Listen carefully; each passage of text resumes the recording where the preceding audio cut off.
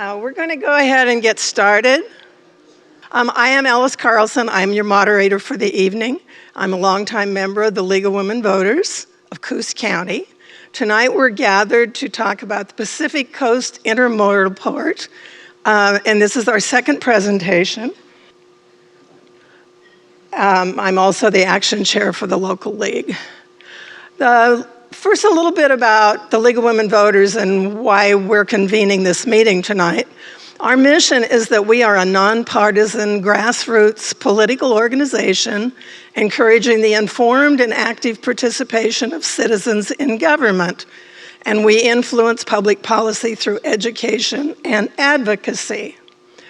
As part of our mission, we conduct formal studies to develop positions on important subjects. The Port of Coos Bay has been one of our main interests since 1960. We have studied it and restudied it many times since then. One of our functions is to sponsor informational meetings to present current information about important subjects. This particular informational meeting is about developing and operating a container terminal in Coos Bay. This has major implications for the economy and the environment of this area and the region. The Coos Estuary is among the most important public resources in this community. Everyone should understand what's being proposed and the changes it may bring. In particular, the PCIP project involves an unprecedented commitment of public funding. Understanding the merits of these investments requires an in-depth understanding of the proposal and the container shipping industry. In April of this year, we presented production PCIP, A Deeper Understanding Part 1, and these presentations focused on the public information that was at that time available about the PCIP. A complete recording of that is available on the League of Women Voters of Coos County's YouTube channel. And any audience questions from that presentation were forwarded to the Port of Coos Bay. Tonight's presentation will have a brief overview of the project by Dr. Jan Hodder. We'll then go into supply chains, a primer of how they work, and that will be our guest, Steve Hughes. The next thing will be the land-based components of the global supply chain, and that will be by a Union Pacific Rail consultant. And then the questions and answers panel will add Bob Morrow, who is a retired project manager, to that panel. We do invite and encourage questions from the audience. And how that's going to work is that some of you have already submitted questions, and thank you for that.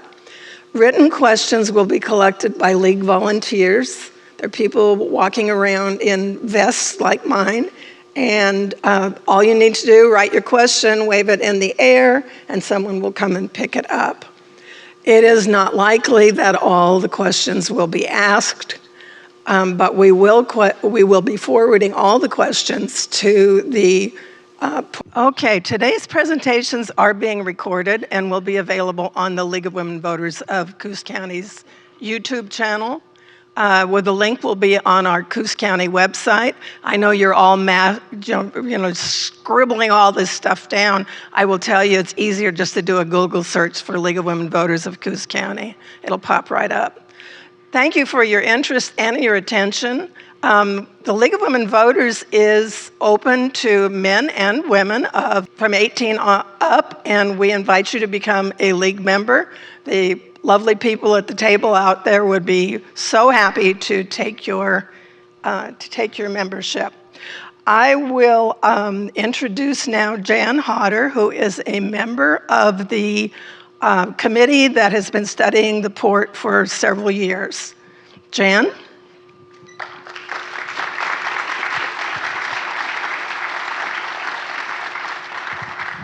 You got it. So welcome, everybody.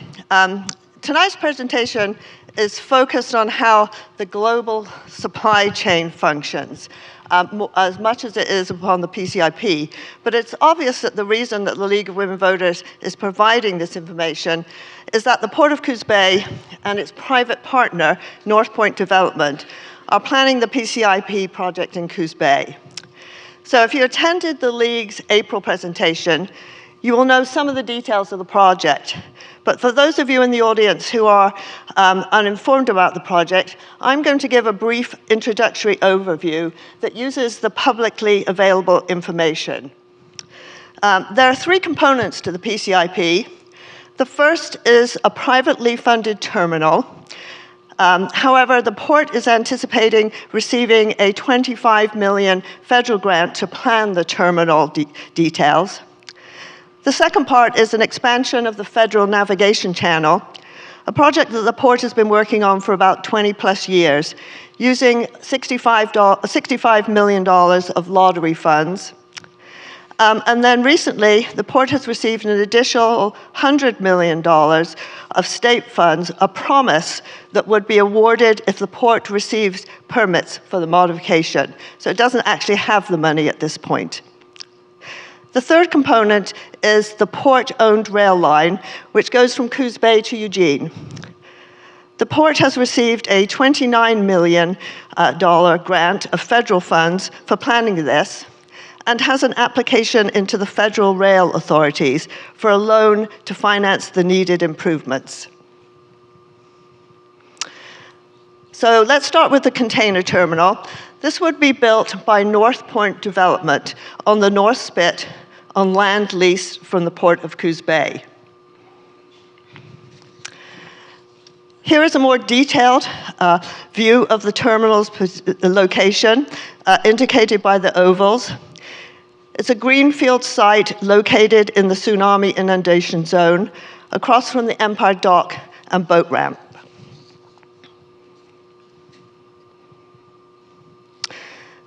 The terminal is designed for 2 berths that would accommodate ships carrying 13,000 containers. 250-foot tall cranes, 250-plus foot tall cranes would unload the containers to the dock, where they would then be loaded onto rail cars to be transported to Eugene and beyond. The second component of the PCIP project would be the deepening and widening of the Federal Navigation Channel. This would involve removal of over 32 million cubic yards of sand and bedrock. That's enough to fill Alston Stadium to the brim over 7 times. The rock and sand would be dumped offshore of Sunset Bay. A ship turning basin would be dredged by the terminal, and a second turning basin is proposed upstream at River Mile 8, as you can see there by those circles. Federal dredging permits require 2 beneficiaries for dredging to be authorized. The proposed terminal being one. The second beneficiary, adjacent to the upper turning basin at River Mile 8, is not publicly identified. The third component of the PCIP would be an upgrade of the port-owned Coos Bay rail line. The project estimates 6 1 to 1.5 mile long trains would travel to Eugene and beyond each day, and 6 would return to Coos Bay each day.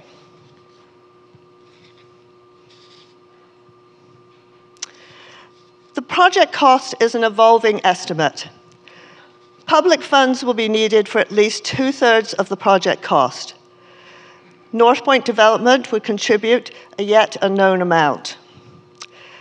So this is just a brief summary of the project.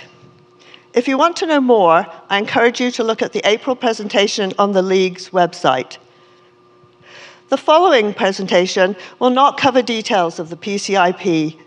Rather, they will provide us with information on how the global supply chain and the container shipping industry work, and how goods that come from the 5 major ports on the West Coast are transported to their ultimate destination.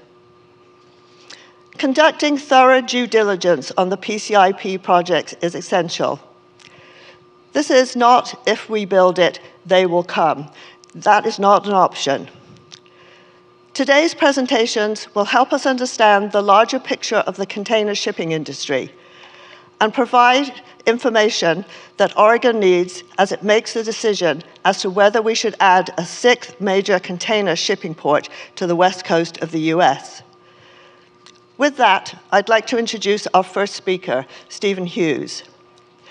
Steve is the president and CEO of HCS International, a consulting firm that focuses on the international supply chain to the automotive industry. Through his company, Steve represents the Gemini Shippers Association, a nonprofit that is the 8th largest importer of goods in North America. Prior to this position, he was head of supply chain operations and government affairs for Centric Parts, the 3rd largest brake importer in the US. The company moved over 5,000 containers each year. We may have seen some of his imports in Coos Bay, as Les Schwab was one of his clients. Steve has an impressive resume with over 50 years of supply chain experience in the automotive industry. And he is the lead voice for automotive aftermarket industry regarding ocean transport issues. He is a member of the Federal Maritime Commissioner's National Shipper Advisory Committee and has served on the Federal Maritime Commission's Supply Chain Innovations Team and the Demurrage Detention Innovations Team. Steve's a regular speaker on shipping issues at maritime conferences and has run education sessions focusing on supply chain issues, and in partnership with the Journal of Commerce, he has produced and run dozens of webinars on supply chain and ocean shipping topics for various associations. Please welcome Steve Hughes.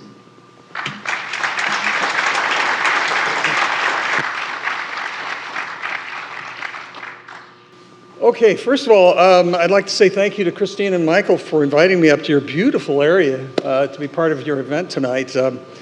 And what a great venue. This is a spectacular old theater. I love it. So it's funny how 5 years ago, a majority of you probably had never even heard of the term supply chain. Of course, the chaotic effects of COVID had our economy, on our economy, that is, and my notes are all of a sudden fading, there we go, ended up making it part of the everyday vernacular. But the term supply chain covers a broad range of aspects within a company. With that in mind, let's take a look at what a supply chain actually covers. A supply chain is the entire network of suppliers, manufacturers, transportation companies, warehouses, distributors, retailers, and customers working together to produce and deliver a product or service to the end user. It covers every stage from investigating and qualifying manufacturers to supply, assembly, sales, delivery, and post-purchase support. The main objective of supply chain management is to integrate and optimize all activities across organizations to maximize customer value, reduce costs, embed efficiency, and maintain a competitive advantage. This is crucial to any company whose primary business is based upon imports. As such, I'm going to focus on the logistics side of supply chain tonight. Domestic logistics is a subset of the supply chain focused on the efficient movement and storage of goods, services, and related information between the point of domestic origin and the point of consumption to meet consumer requirements. It ensures the right products reach the right place at the right time, in the right quantity, and at the right cost. So international logistics refers to the global management of goods and services movement from the overseas manager to final product delivery at the warehouse level across multiple countries and multiple transportation modes. And as of late, the sector faces significant transformation driven by technology, geopolitics, and sustainability initiatives. Excuse me. International logistics consists of several layers: procurement, original factory readiness, export compliance, drayage to the port, vessel schedules, transit times, transshipment risks, import customs compliance, destination port throughput, rail or truck capacity, and final mile delivery. Each point, each handoff that is a decision point. Time versus cost versus risk. Each phase must align strategically to control costs while maintaining reliability, competitive costs, and customer service levels. Now, companies are adopting green logistics strategies these days, including carbon credits, electric fleets, and urban hubs to meet carbon reduction mandates. And firms are reducing dependency on China these days by shifting production towards India, Southeast Asia, and Mexico amid geopolitical changes and tariff risks. Meanwhile, strategic movements by ocean carriers, such as blank sailings, which means blank sailing is when they just decide they're not going to send a ship that week, or cancellation, if you will, or removing ships from service and geopolitical tension remain core challenges shaping cost structures and transportation reliability. All of this is part of international logistics. Today, ports such as Los Angeles, Long Beach, and other US gateways remain fully fluid, showing none of the congestion or bottlenecks that plagued operations during COVID, when warehouses were overflowed, chassis dwell times soared, containers stacked up, and upwards of 115 ships sat anchored offshore in the LA harbor. Amid these dynamics, one fact stands out. Supply chain executives ultimately decide which carriers and which ports to use in both stable and volatile conditions. Carriers, freight forwarders, and VOCCs and terminals, ports and terminals, depend entirely on their decisions and nobody else's. So I wanted to give you a picture of the volume of ocean shipping. This is just container shipping. This is a great website. It's called like it says up there, marinetraffic.com. It's free. I've put a filter on it to show just container shipping. And this isn't a complete picture, because if you zoom in when you're on the site, you'll see a huge number of ships that are actually below this. So the green arrows are ships moving across the ocean, and the green dots along the coastlines are ships that are at anchor. So keeping this in mind, when somebody asks me about the key challenges or what the key challenges are in the supply chain, I automatically think disruptions. Disruptions upsetting the flow of this mass of moving ships and cargo. A clear example of this is right here, is the surge of vessels from East and Southeast Asia rerouting around the Cape of Good Hope at the tip of Africa. This significant detour adds weeks to transit times, that is, and has over doubled freight costs, and is a direct result of the Hamas attack on Israel on October 7th, and the subsequent Houthi attacks on ships transiting the Red Sea and Suez Canal. There we go. So every time I look at this, I realize that prior to 2014, it seems that we had very few issues in supply chain, but since then they seem to be nonstop. So as you can see from the slide, 2014-15, it was the ILWU negotiations that caused widespread disruption across the nation, not just on the West Coast. In 2016, we had the Hanjin bankruptcy that left container ships and cargo stranded around the world. 2017-18 were the Trump tariffs. 2019 was relatively quiet, and then 20 and 22, of course, were COVID and the related chaos.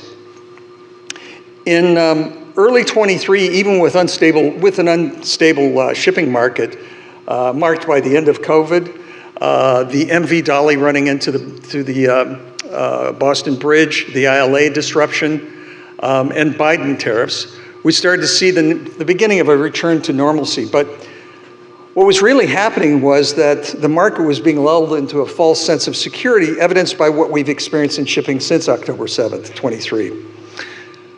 The lesson: disruption isn't the exception, it's the operating environment.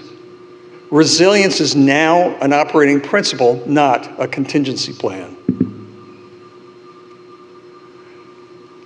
COVID. So the COVID pandemic presented us with a once-in-a-lifetime lesson to be learned on stopping and starting ocean shipping. Never do that again. COVID compressed a decade's worth of volatility into 2 years. We saw the accordion effect due to a sudden halt, a pause, then a frantic restart. Destination ports were overwhelmed with a massive wave of empties with nowhere to go during the halt, then overwhelmed with imports during the restart. And the problem was there was no real estate for them to manage the movement of those goods because of all the empties that were stalled at those ports. And now all this huge rush of imports coming in, fighting for space to get maneuvered around and delivered. This was due to the stimulus-driven consumption, e-tailers and big box retailers ramping up imports, and urgent PPE demand that created this spike. It was actually a 15+% increase in imports, and it created an unmanageable mismatch between where containers were and where demand was, and overwhelmed carriers, ports, and labor on both sides of the ocean. Bottom line is that capacity isn't just about ships and cranes. It's most importantly about terminal space and throughput. COVID taught us that terminals which were totally overloaded with empties, with no place to go against this historic influx of freight, along with a critical shortage of chassis, was a recipe for a once-in-a-lifetime disaster in port congestion worldwide. The lesson here is making decisions based upon COVID must be tempered with all of these facts in mind. So, smart decisions start with inventory management. Months on hand and inventory churns determine how much cushion a company has for sales bumps and dips. It also dictates how much cash is tied up in inventory on the shelf. Now, senior management almost always presses for as many churns of inventory as possible, thereby reducing the amount of cash in inventory, increasing efficiency, and keeping the owners happy. While sales pushes for as much inventory as possible, it's a constant struggle for the supply executive that's in the middle to manage. On the ocean shipping side, it's equally important to weigh cost per container, days in transit, direct call availability, carbon footprint, and risk tolerance. None of these variables stand alone. Your right answer depends upon your demand volatility, service promise, balance sheet constraints, and a competitive environment, maintaining a competitive environment, that is. So, with that in mind, let's consider how even a difference of $100 to $200 in freight costs can have on the bottom line. Now, my estimate is moving freight from Coos Bay to Portland is going to add approximately $200 to the cost of a container. So, ignoring all of this is an example I use when I'm showing somebody how to save money in freight for Gemini. But if we look at the far two right-hand columns under 40 foot, that's an FEU, 40-foot equivalent unit, so a 40-foot container. If we look at those and just drop down to the second line, you'll see an example of a freight rate of $1,559, moving from a base port like Qingdao, Shanghai, Ningbo, to a West Coast port, let's say LA. So I'm looking at this from my perspective when I was at Centric. Now, all of a sudden I'm forecast with a new rate that's approximately $200 more. Okay, what's the effect of that? Well, if we drop down to profit EBITDA loss, it's $216, which you don't think is too much of a hit, except until you come down and say, well, it's 500 containers times 216. That's $108,000. A $108,000 loss or hit to the bottom line. Now, What is this going to do to you financially? It's going to hit raises. It's going to hit bonuses. It's going to hit new hires. Even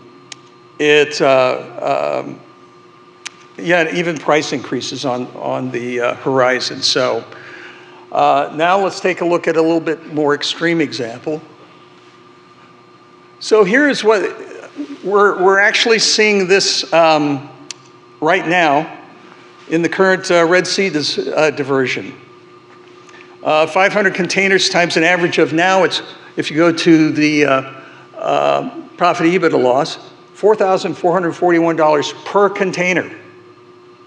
Okay? So now times 500. For a company that's importing 500 containers, now they're looking at a net loss of $2.2 million. Now, when I was at Centric, we're moving 5,000 containers. Now just add a zero to that. There's huge impacts from these big ranges in freight costs, but even $200 has a dynamic impact that you cannot ignore as a supply chain executive. So,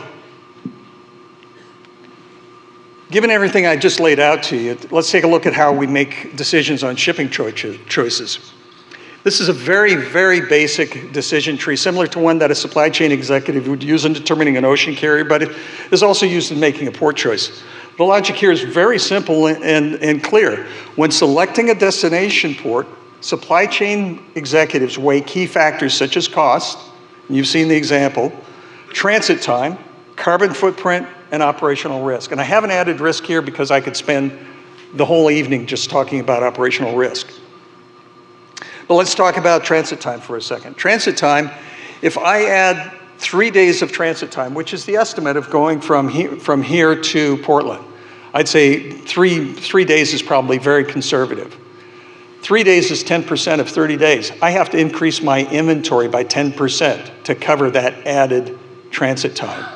And if this is not a direct call for the ocean carrier, if they go up to, let's say, and I don't know if this is the route, but if they started, let's say, Prince Rupert and then Vancouver, SeaTac, and then down here, I'm probably adding 8 or 10 days to that transit time. So I actually have to modify my inventory on hand to account for that so I don't run out of stock. And then you've got the same thing if we've got, especially now, if you've increased your carbon footprint, which you would by coming here, even though it's maybe, if it was a direct call, it may be 1 day shorter, but it's unlikely that this would be a direct call. More likely, you're going to be in line of starting at one of the other ports, and then you're the second call or third call. So you've got that issue of inventory on hand to be concerned about. But then carbon footprint, again, you're going to be increasing your carbon footprint because you're moving it from here by rail all the way up to Portland before it starts to head east. In short, the decision on which port to use must align with a clear business case that balances these critical points along with reducing risk for a supply chain executive to even consider choosing one port over another. And to be honest, if a route adds significant expense, adds that transit time, or increases environmental impact, it's going to get ruled out. So before I close, I'd highly recommend, if you're the least bit interested on how container shipping works, take a photo of this slide and watch these videos when you get home. They're about 7 or 8 minutes each. They're great animations that give you a clear understanding of how ocean containers work, the layout of ocean shipping and how they're loaded, and also terminal operations. They're really quite good. So, final thoughts. Oops, sorry. There we go. I'd like to leave you with 3 key takeaways. Supply chain management is incredibly complex, especially where international shipping is involved. Decisions are well thought out with an emphasis on cost savings, inventory management, and now environmental impact. Shipping costs and transit times again, are very critical. Increases in either materially impact decisions. And then finally, supply chain executives are the decision makers. They are the sole decision maker when it comes to choosing routes, destinations, and carriers. Most importantly, they make these choices with a clear view of cost, time, carbon footprint, and risk across their entire network. So, thank you very much for your time and attention. This is my contact information. If you want to download it, you can use that QR code to download it to your phone. Thank you very much.